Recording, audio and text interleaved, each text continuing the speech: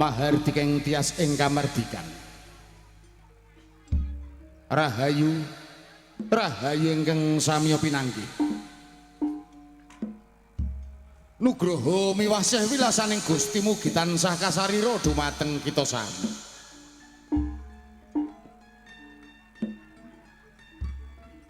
Ngaturi sugeng dalu sarta sugeng pepanggihan kalian kulawarga ageng Sandiwara Ketoprak Wahyu Manggala ingkang dipun pimpin panjenenganipun Bapak Mogol kanthi alamat Desa Tanjung Sari Kecamatan Jakenan Kabupaten Pati Bumi Menatani.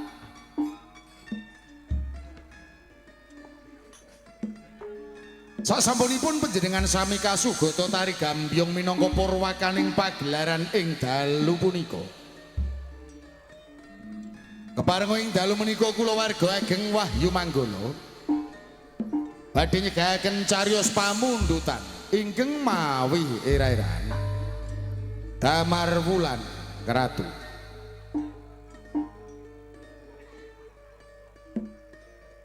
Dalang sarta pendapuk katindakan Roko Mas Anom Suharyanto.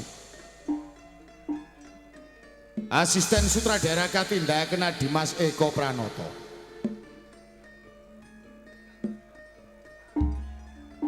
Pangeprak katindakan Bapak Suhardi Wondene Pranoto Pakeliran. Dipun tindakan Dimas Suyono sakonco. Tata dekorasi katindakan Bapak Sutarto ingkang dipun biyantu anak Mas Alek Rasmijan. Teknis tata lampu katindakan Dimas Budiono Mbata. Lighting katindakan Dimas Ladu Aldiansah. Wondene Pangrenggo Busono. Dipun tindakan Dimas Agus Wijanarko.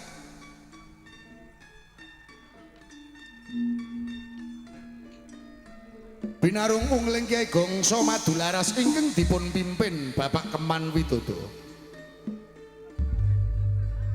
Kanthi pangli ing Swarawati utawi Pesinden.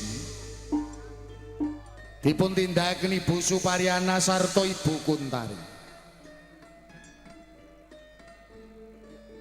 Pranoto gending katindakaken Dimas Hadi Prayitno.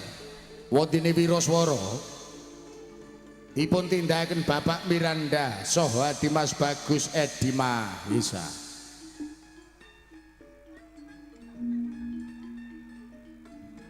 Musik campursari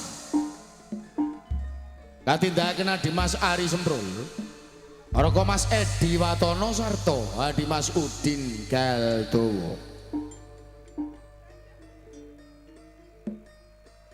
Pagelaran Sandiwara Ketoprak Wahyu Manggala dipun sengkuyung WM Audio ingkang dipun pangersani Roko Mas Gentong Kawa.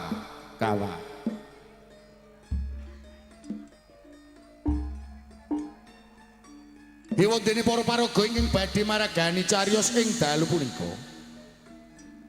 Atekan sepisan gambaraken wonten ing Kraton Majapahit.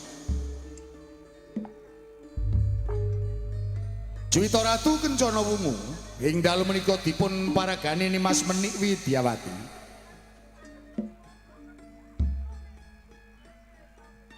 Menak koncar katindakaken Roko Mas Anom Suharyanto. Patelo Gender dipun paragani Dimas Bagus Suyanto. Layang Seto katindakaken Dimas Eko Pranoto. Layang Gumitir kaparagani Dimas Abi Rojali. Diwontene para prajurit karameaken para seniman Bagus Wahyu Manggala.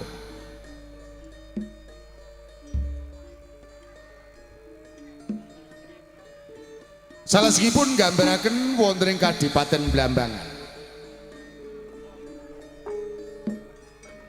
Adipati Wurubisma Minakjinggo ing dalu menika katindakaken Bapak Begek Ari Warsito.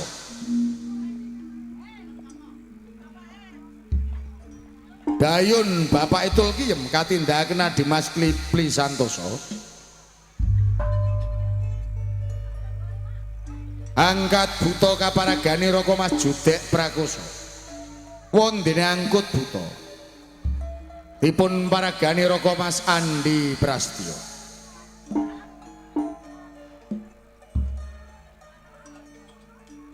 salajengipun nggambaraken wonten ing Kadipaten Tuban Adipati Ronggolawe ing dalu menika katindahaken Raka Mas Aji Saka Mertaraga katindahaken Mbak Ayu Sri Poncowati Wongsopati dipun paragani Dimas Abdul Sutopo Raden Buntaran katindahaken Dimas Riko Santoso wondene sekati katindahaken Mas Atun Sagita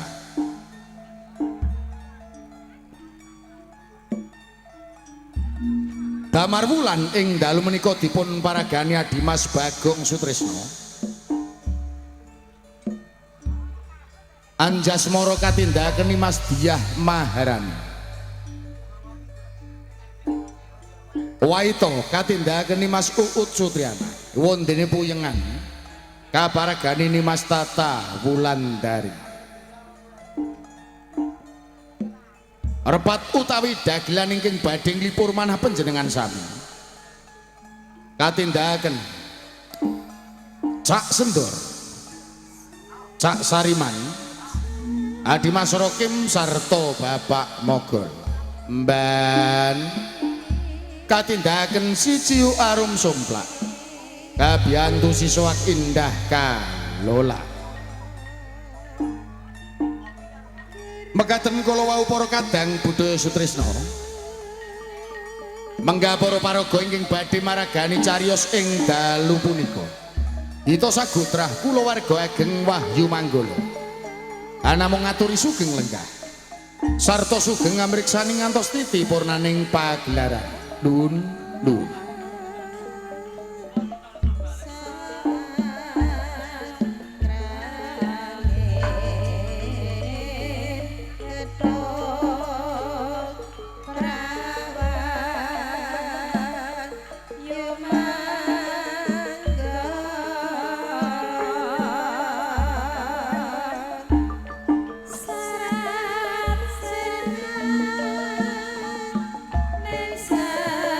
Sa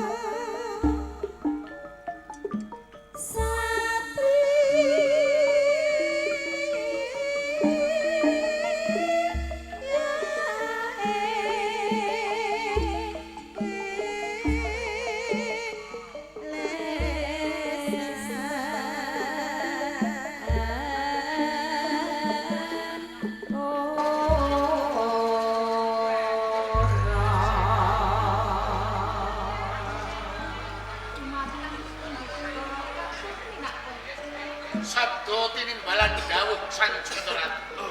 Kan panjenengan pante Kula Sang Juwita Ratu Kencana. layang seta lan Nggih, dawuh. lan sakabeh prajurit ana ing raja Majapahit. Ingsun ngawontenake Wiswana Agung. Jalaran ingsun badhe ngrembak kahanan wonten ing raja Majapahit. Ingkang sakmenika nembe kasemya ing Mala utawi boten tentrem. Sedaya menika ingkang jalari minak juga Wisnu. Ngantos kathah saka buru ingkang sami gugur sak tengahipun medan waktu. Jalaran boten kuwi ngadepi kridanipun minak juga. Ingsun ngantos nempes ing penggalih. Menapa nggih ingsun asta pengayoman menika? Wong sak kedheping nitra lan sak mekaring payuha. Kepareng matur Sang Juwita Ratu. Panjenengan dalem ampun mupus ing penggalih. Perkawisipun menapa? Negari Majapahit menika negari ageng. Kathah wilanganipun prajurit, kathah wilanganipun senopati. Menawi wonten perkawis kados mekaten, panjenengan kula aturi lenggah wonten ing kursi gading dampar maesondani. Mila saking menika Sang Juwita, kula nyuwun wedal sawetawis kula tak pirembakan kalian minak kuncar. Menawi ngaten ingsun nyumanggakake. Koncar, Paman lo gender pripun? seliramu kuwi ya wis keprungu. Yen dina iki negara Majapahit geger gember ewer-ewer. Lho ning Wiswana Agung kudune kowe rak melu mikir amrih apike kepiye perang iki bisa rampung. Aja nganti nganake pangorbanan. Aja kok mung kowe sendakep lungguh jigrang sira timpang. Boyo ngrumangsani to cacat. Saben sasi kowe nampa gaji, ben wulan nampa bayaran. Kuwi ora mung dikon tengok-tengok kaya ngono. Dadi menungso niku sing apik meneng mikir entuk gawe. Timbangane kakean ngomong kaya sampean, tuladane saben-saben matur apike dhewe ning entek-entekane gedebus tanpa ana bukti. Sang Juwita Ratu kepareng abdi dalem unjuk atur menawi ngersa dalem betaken katentremane negari Majapahit langkung prayogi panjenengan miji sinten ingkang kapiji minangka senopati perang negari Majapahit ampun waton milih jalaran menapa ingkang dipun adepi Wuru Bisma nggih Menak Jingga. Tiyang ingkang pilih bobot pilih tanding boten sadengah jalma saged kawonaken. Ing kamangka kiranganipun menapa? Paman Sindurareja Kediri.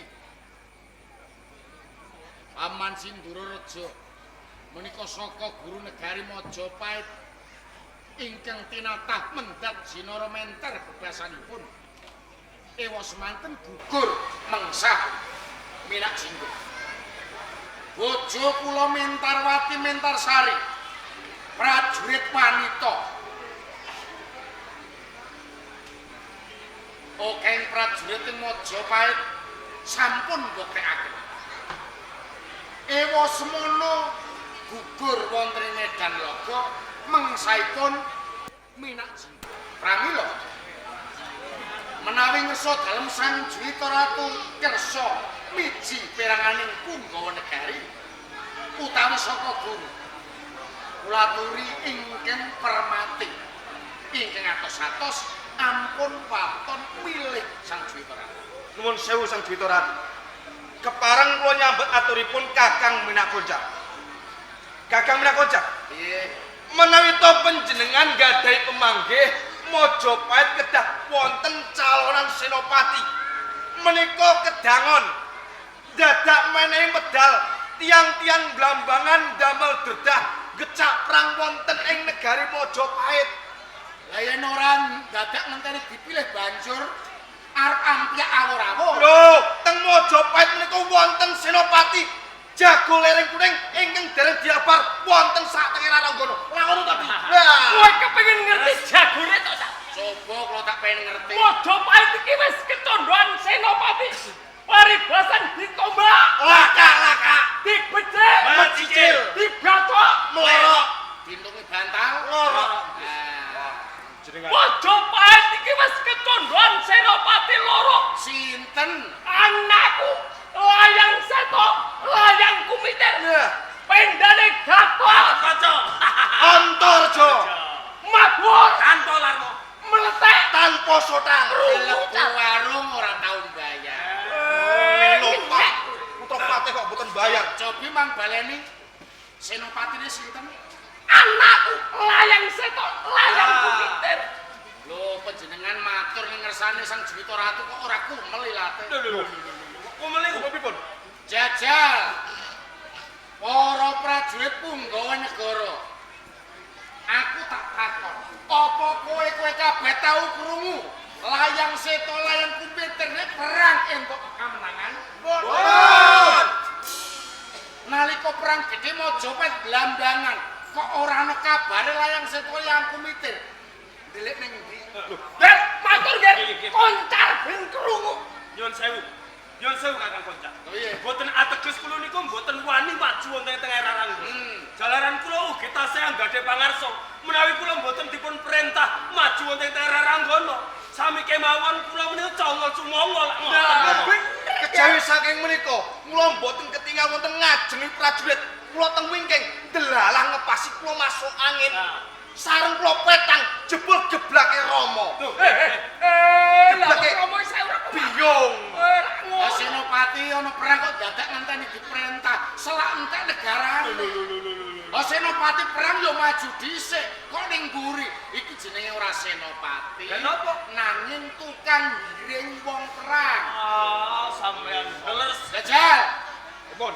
Kondange jare Antareja Gatotkaca Majapahit.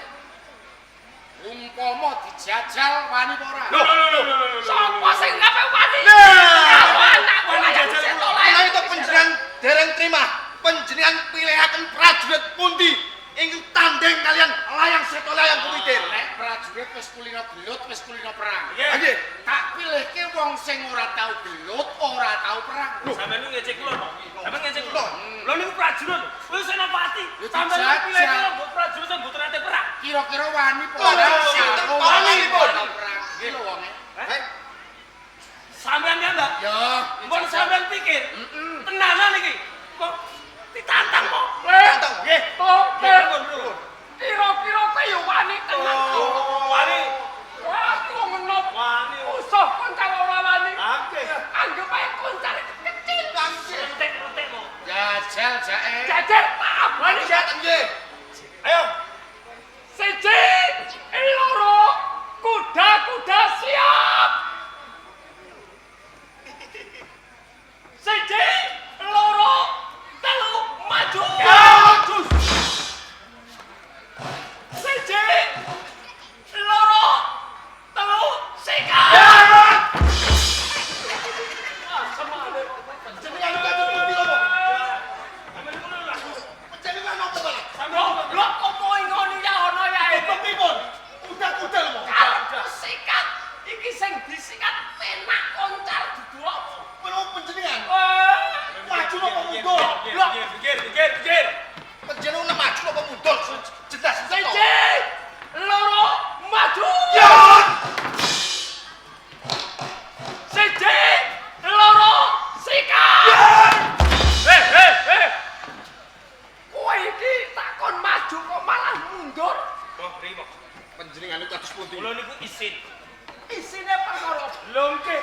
kula niku tasih muda tumaruno. Nah. Benten kalih Kakang Koncar. Sepuh. Lho, menawi kula gelut wonten Pendhapi Agung dipun pirsani Sang Juwita Ratu. Kakang Koncar kalam kok isin. Aja meneh kowe kok ra isin kowe anake wong aku sing ora apa-apane isin. Dadalah, sasane nemen. Lho sampeyan iki dadi patih bayarane kurang akeh. Lah kok ngerangkep dadi tukang parkir. Ngino. Pino. Ngenyak. Lho jago cengger lomba diajuk nang ngabaran. Durung kejalu wis keok. Ayo bilangane apane sepuh. Bilangane. Sing mokan maju sapa? Panjenengan. Wah, kowe iki malah bola-balik ngajak wong tua. Sampeyan ngene napa mboten? Piye-piye bapak iku dhisik yo. Senopati perang. Wah. Iso kok mung koncar. Ada Aku ke dicobi mawon. Jajal Labani kaping 3 masuk. Siji, loro, telu. ya. Cak. Apa niku? Jurus apa? Kuras baru. Jurus balu. Kocok batu. Nggih. Siji, loro, telu. ya. Jurus apa po? Kuras pulang. Weh, masa Bos upas. Ah. Pecah mripate. bisa masuk. Siji, Loro, telu. ya. Sila. Jurus apa po? Juros kerasakti. Oi. Apa ini? Lah ngene kok diarani kakean omong ora Jenengan sini. Sama ini sing Kowe iki kok bola-balik mloro wong tuwa to. Sampeyan sing bola-bali sing Jangan contoh kok mboten. Sampun Pas. tanpa jangan kakang nak koncar. Iya, Sang Juwita. Dan prayo. Amin. Kula ikan sowan Sang Juwita.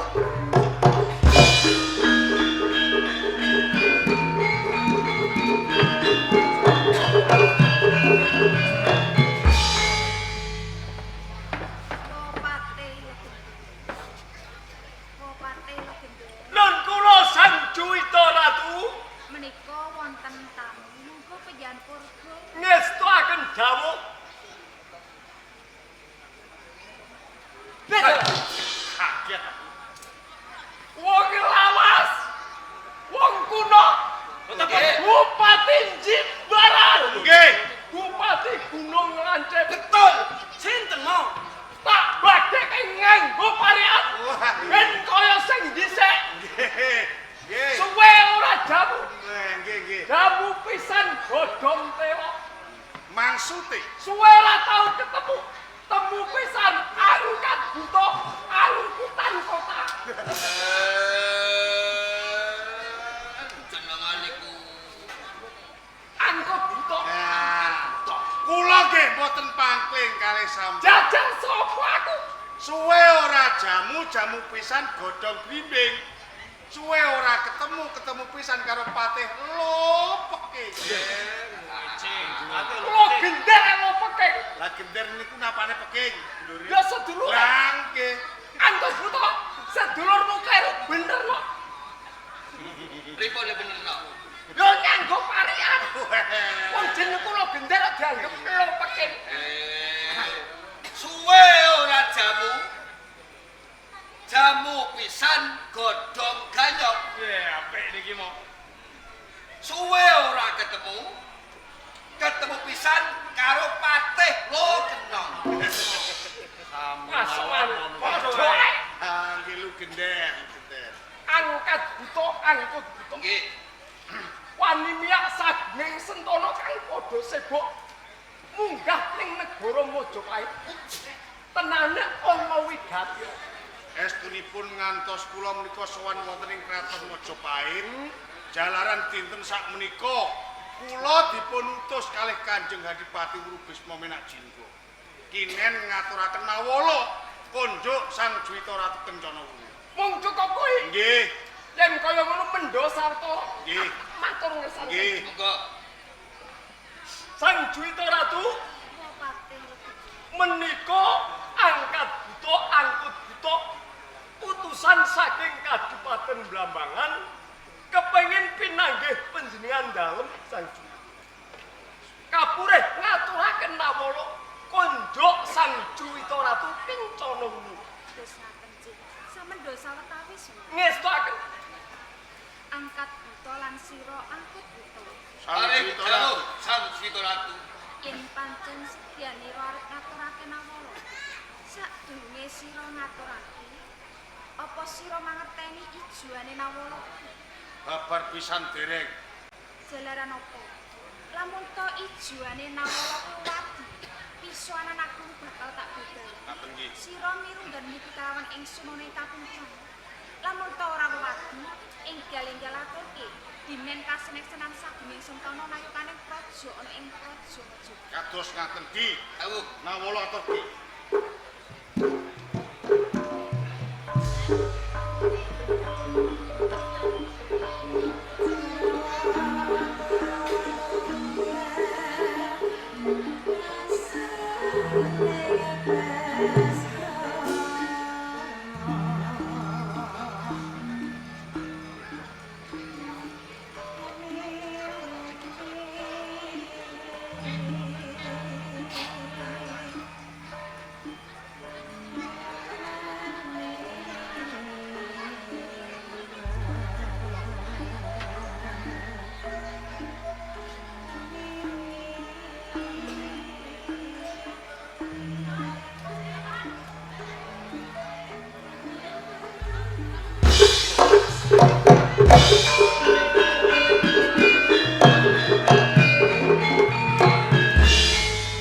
Isine iki jane. Kaget aku. Bedigasan. Nawala wis diaturke sang Duwita. Kok arep kok jupuk. Nggih. Kudune wakile sing Sampeyan nggih. Ngono.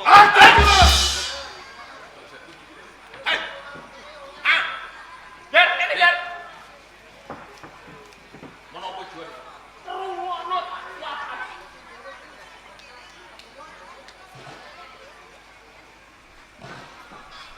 Pripun? Sing gowo layan di atas ya. Sae nggih. Sae apik-apik. Sae. Pripun? Jenengan niku pripun? Goblok, goblok. Ngendikane pripun? Sing gowo layang. Sing gowo layan di atas ya. Kaya wayang otok-otok. Enten hiburan teng Majapahit. Apik-apik. Apik. Wayang napa iki? Karepe ora kaya ngono. Kados pundi? Sing gowo layang pisanan sikat ya.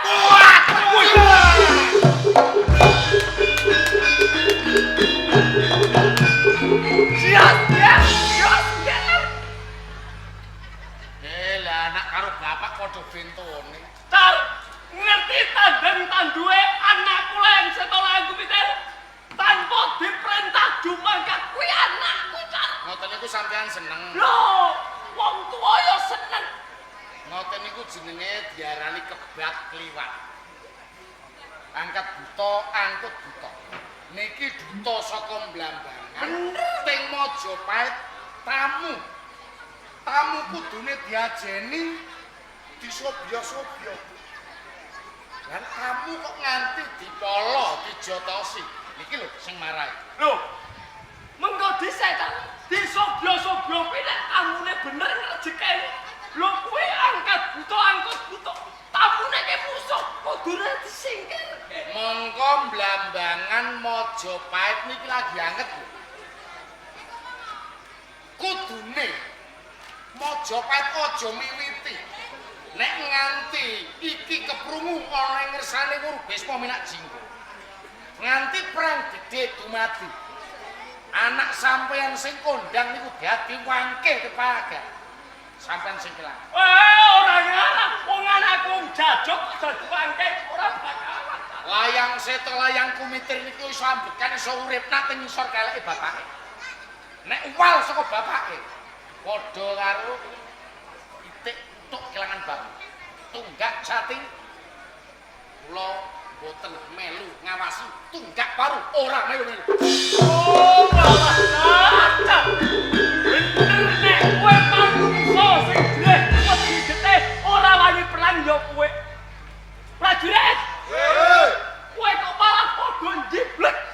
Kudune ra nderekke anak-anak layang seto layang kumitir. Wakile terus sinten? Lah aku. Lagi wakile. Yen ngono, ayo. Dereke layang seto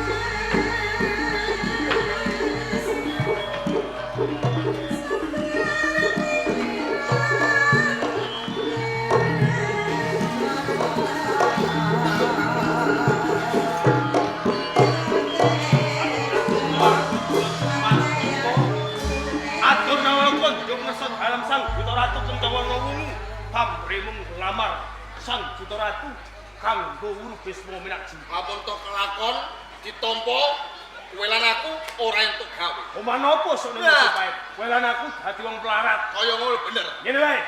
Prajurit-prajurit Majapahit diswadake. Balekke wong Blambangan dina iki uga. Pro Prajurit! Sio kumakaryo. Istio Sanjata lumaksana magito gitu. Tojo! Tojo! Tojo! Tojo! Yen wong Blambangan ora gelem bali ning Blambangan, aja wedi kangelan. Pateno siji mboko siji. Tanjo! Tanjo!